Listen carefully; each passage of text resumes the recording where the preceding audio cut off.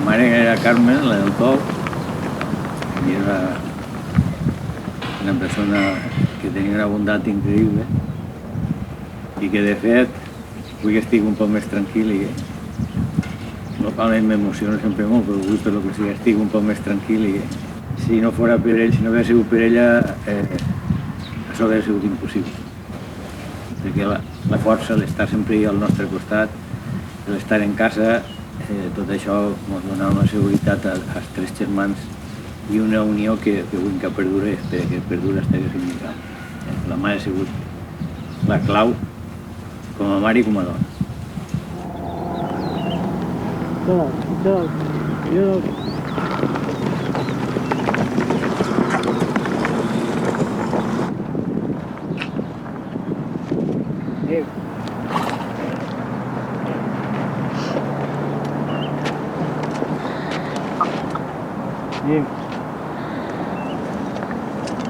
I per part del meu avi reconegué l'horta amb tota la seva força, no? I el seu poderio, i m'encantava les seves històries, no?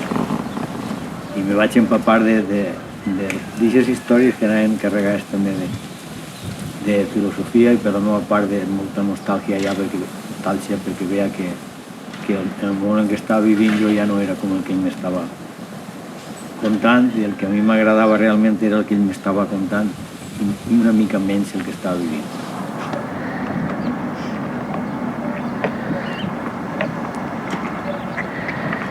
Farem.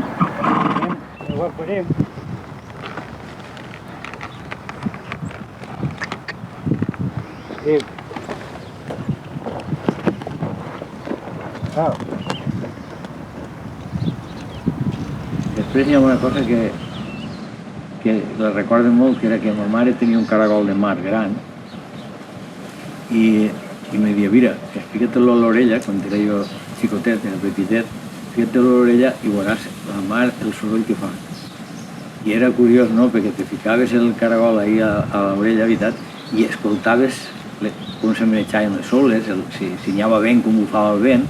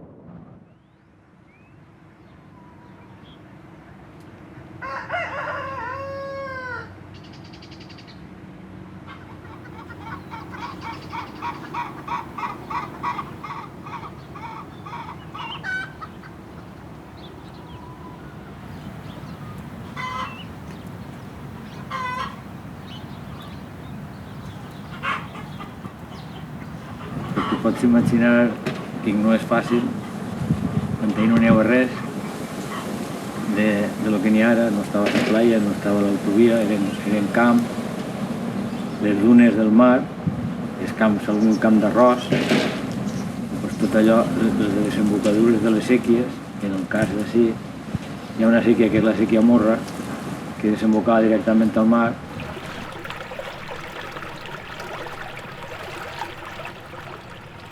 Les séquies estaven plenes de vegetació de ribera, hi havia el que avui s'anomena com un agroecosistema, no? Hi havia molts arbres per les vores de les séquies, i molta vegetació, i hi havia un cert equilibri, que en aquell moment ho veia allò com una meravella, n'hi ha molts ocells, avui en dia pràcticament no queden. I bueno, hi ha una biodiversitat increïble, no?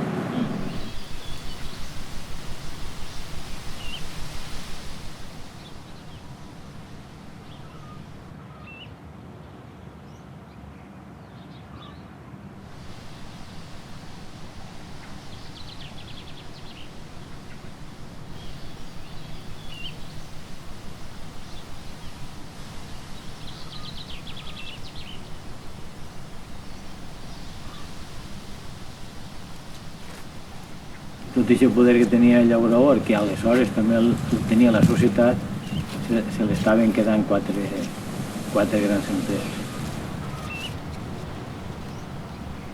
Però aquesta realitat que han construït és sostenible en el temps. La petjada que deixa tot allò, per les generacions que venen després, això com ho van a gestionar?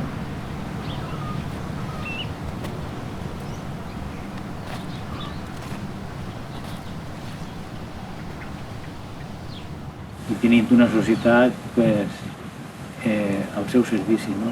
A través del mitjà de comunicació i de la propaganda han anul·lat aquesta societat.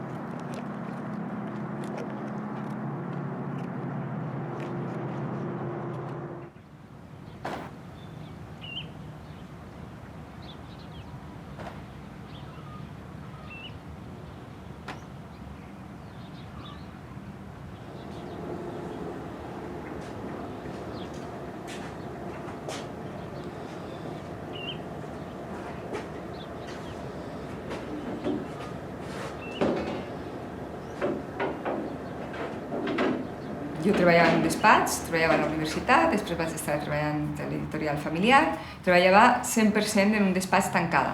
Sempre m'havien inculcat de menuda allà a la muntanya. Jo havia tingut molta relació en la muntanya, en la natura, però bueno, jo realment era molt de ciutat. Val? A poc em vaig adonar que necessitava una altra manera de viure, una altra manera de fer, sentir altres coses dins de mi, reparar certes coses, en definitiva. Aleshores, un dia li vaig dir, jo feia molts anys que venia a comprar la caixeta així, i un dia li vaig dir, Vicent, jo vull provar perquè jo necessito tocar la terra, jo no puc estar tot el dia tancada en un despatx, és absolutament malaltís. I efectivament vaig vindre així en un principi per una setmana i així m'he quedat. O sigui que crec que sí que m'ha interessat, no? Tocar la terra, perquè realment em dona una manera de viure i una vida que no tens en la ciutat.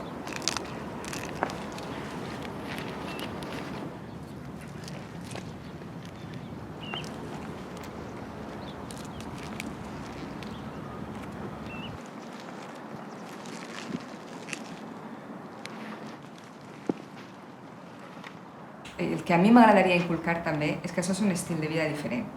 O sigui, nosaltres podem agafar una tomata ecològica i menjar-nos-la en la ciutat. I jo vinc de ciutat, vull dir, jo soc una persona que he nascut i crescut en la ciutat. Però no és la tomata. La tomata representa un estil de vida completament diferent. Val? Un estil de vida que és curiós, però certa gent, poca gent, però alguna gent, en el moment de la pandèmia, el moment més fort del confinament, es van plantejar de fer altres coses en la vida i de no tancar-se en la ciutat. No? Fins i tot vam tindre bastants telefonades de gent que volia vindre al camp a treballar i poca gent, però se'n van adonar segurament alguns de que no es viu igual, ni es treballa igual, ni es pensa igual en la ciutat que en el camp. No té absolutament res a veure.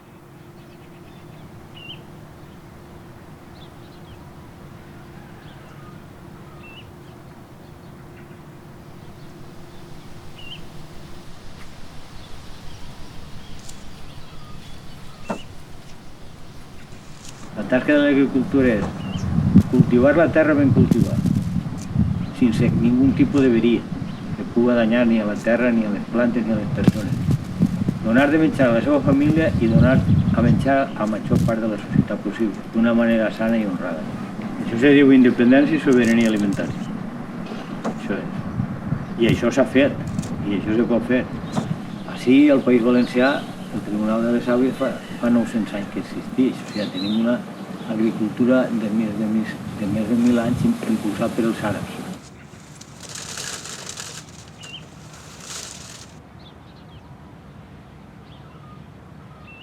El bon llaurador sap plantar quan hi ha saó en el camp. En el camp hi ha saó quan hi ha saó, i quan no hi ha saó, doncs no hi ha saó. I així te pot vindre la gent i dir, però encara no teniu pimentons, però és que estem al supermercat n'hi ha, ja, però no hi havia saó i fins 15 dies més tard no tindreu pimentons, no? Aleshores, això són coses que ja no es respecten directament. I és una educació del dia a dia o de la setmana a setmana, cada vegada que obrim la botiga, molt sutil, però que s'ha d'anar introduint a poc, perquè la gent no entén que hi ha una espera. Que els aliments tenen un temps i tenen un temps d'espera també. T'agrada o no t'agrada? O sigui, se li ha de dir adeu a certs aliments quan no toca i se li ha de dir bon dia a uns aliments que potser no t'agraden però que ja ha vingut el temps, no?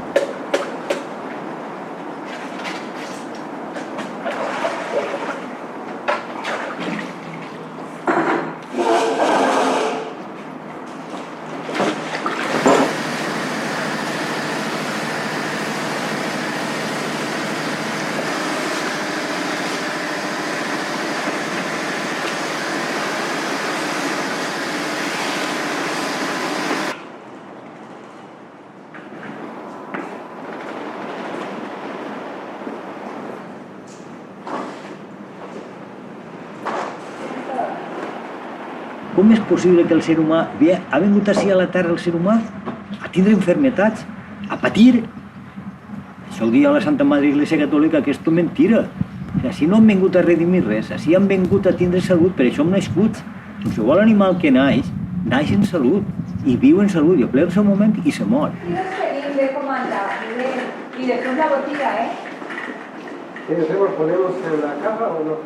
¿O ponemos solo Pues a lo mejor una en las grandes. en las grandes? La gent ha viscut sempre al camp, no tota la gent, però una gran part de la gent ha viscut en el camp per produir productes de qualitat per a la gent de la ciutat.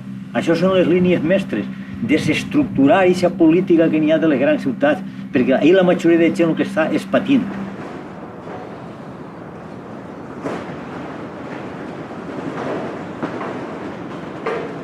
El que estan creant són màquines al servici d'un sistema que és corrupte, està podrit, és antiquat, no té sentit, no té trellat. Això n'hi ha que canviar-ho. I entonces formarem el que és la sobirania alimentària, però té que formar el poble. El poble és el que té que marcar les línies, no ells qui són. Qui és un notari, qui és un abogat, qui és un... Però si és igual que tu, igual que jo. I nosaltres, la gent se creu, no, és que això és ministre, això és un igual que tu, igual que jo, no té més història. El que passa és que t'hi fan creure que perquè porta aquesta corbata, perquè porta aquestes senyes d'identitat que s'ha ficat la política, que és algú. Però si se va morir igual que nosaltres, si és una merda igual que tu, igual que jo, perquè quan se mulla se va omplir de cucs, però és que ja ho havia de saber.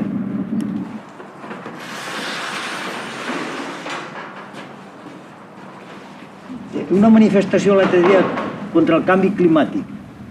Jo estigui, gent jove, enorme, una alegria bestial, però la gent portava roba de marca, anava en el moño planxat, anava en gominola. O sigui, tu no estàs conscient de lo que estàs demanant. Tu tens que canviar el model, tens que canviar tu. Saps? O sigui, tu estàs dient que no vols això i estàs participant en les empreses que fan la roba de moda, que tenen xiquets treballant a peu d'esclavitud. I tu estàs dient que vols canviar, tu no eres conscient. Si eres conscient, vas vestir d'una forma normal. I això no és anar vestit d'una forma normal, això és servir sempre el mateix. Y era de aquí, ¿no? Sí, claro. Y se va. No, la ceba está ahí. La mesa. ¿Esa? Sí. Que me paso todo el día hablando con la cebolla. No me equivoco de ese enemigo. ¿Qué? quieren obedecerle a la vista. Sí, sí. A mí tampoco. No, está. Miguel m'ha castigat. A pelar les seves més xicotetes del món. Sí? Ay, señor, señor. Miguel, Miguel. Sí, lo voy a hacer. Miguel, esto de la cebollanza que me has dicho, ¿para qué? ¿Para cultivar la paciencia? Sí, sí, sí, para que usted se detenga. Para que usted se detenga un poco ahí, ¿no? Hacer conserva. Ah, también para conservar el aire si quiere. Yo una semana haciendo conserva de cebolla. Como el que tiene Ah, barca sí, y sí. quiere cruzar a pie el río y está Sí. 10 Ah. años ahí preparándose. Tío, pues si hay barcas, A una semana hizo Conserva. y no salió bien. eso se pudrió todo, además. Claro, porque eso no se lo podrá hacer conserva. Pero ella lo miró en internet y en internet ponía que cómo lo había de hacer y lo hizo así. ¿Sí? Pues no Y sé. era toda una trampa. Y después nos sonreímos un poco. Sí, pero está bien que se sonrieron. graciosos. Y había por matarnos porque después de ¿Se toda la sonrieron o se enfadaron? No, yo me reí un poco, Sí. sin mala intención, ¿sabes? No. Mai. Sí, cojamos algo de calabaza y de boniato suelto, ¿vale? Vale, va. Vale, pues dime que te debo. No estem venent solament alimentació bona i ja està. Estem venent un valor, una ideologia, diguem-ne, de territori, una ideologia de planeta, fins i tot, i una ideologia de proximitat de la nostra persona, no? Com a tal. Pensa que hi ha gent que està venint ací des de fa més de 20 i pico d'anys. O sigui, i és gent de total confiança. I els nous són iguals, perquè en definitiva el que volem és que la gent estigui a gust com si foren de la nostra família. Però pràcticament tots venen ací i ens coneixen i això. Se n'adonen que hi ha una altra realitat que existeix. I això és el que és important, que comencen a veure que és una realitat totalment diferent. Val? I aleshores comencen a connectar la verdura que estan menjant amb una altra realitat. I jo el que penso és que no hem d'envair el territori de ningú, és acompanyar en la lucidesa de la gent que a poc va mirant cap a altres llocs i és acompanyar aquesta gent a que veja que hi ha altres maneres de fer, no? ¿Vale? Chao. Entonces, mira, 57 menos 5 de la caja, 52 casi. Perfecto. Espera, que te tengo que dar. No. Sí. No, vamos. Sí, claro. Un besito. Vale. Bueno. Que se recupere un tío. Vale. Adiós. 52. Y la cajita Vale. está Perfecto. flojita la caja. Vale. Ya está todo. Vale. Venga, hasta luego. Adiós, que vaya bien. Vale, hasta luego.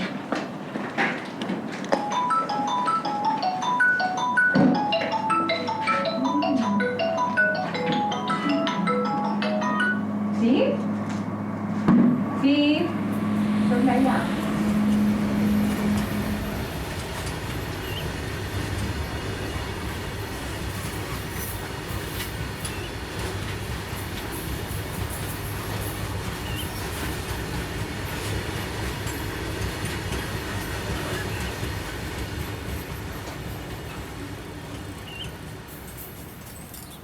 Jo estic sempre intentant no ser esclau, encara que d'alguna manera el sistema és tan potent i tan revés, tan bord i està tan mal estructurat que estic contínuament intentant eixir de l'esclavitud, encara que és molt difícil d'eixir-te.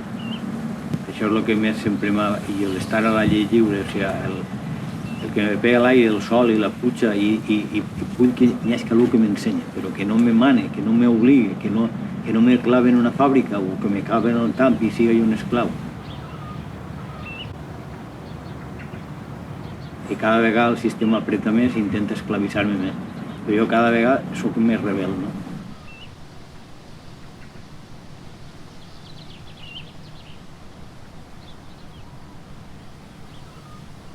Per mi l'alegria és estar en el camp, valorar la terra, això són coses que m'emocionen. Cada dia veig créixer les plantes i no sé si se ho creureu, però hòstia, dic, hòstia, això és l'hòstia, tu. ha tirat una llavoreta i quin milagre que ara és una pastanaga, és un enciam, i una llavoreta tan xiconina, no? I estic mirant, cada dia és un miracle més, no?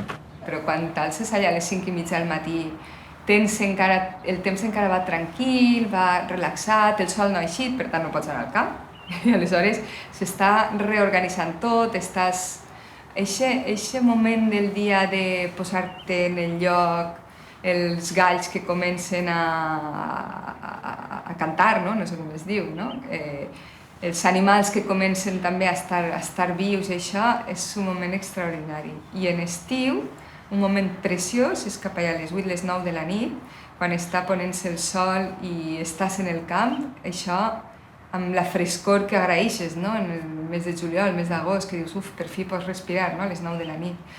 També les plantes ja estan com tranquil·les, ja no estan estressades, per a les 12 del migdia del juliol, ahir no es pot viure, ni elles viuen ni nosaltres vivim, no? I allà a les 9 de la nit les veus que diuen, per fi, no? I nosaltres també, i aleshores estem com en simbiosi, no? En eixa tranquil·litat, no? Tant al matí com a la nit, jo em sent en simbiosi amb les plantes i en connexió amb eixa tranquil·litat que encara té el camp, no? Que no és l'agressió eixa del ple dia, no?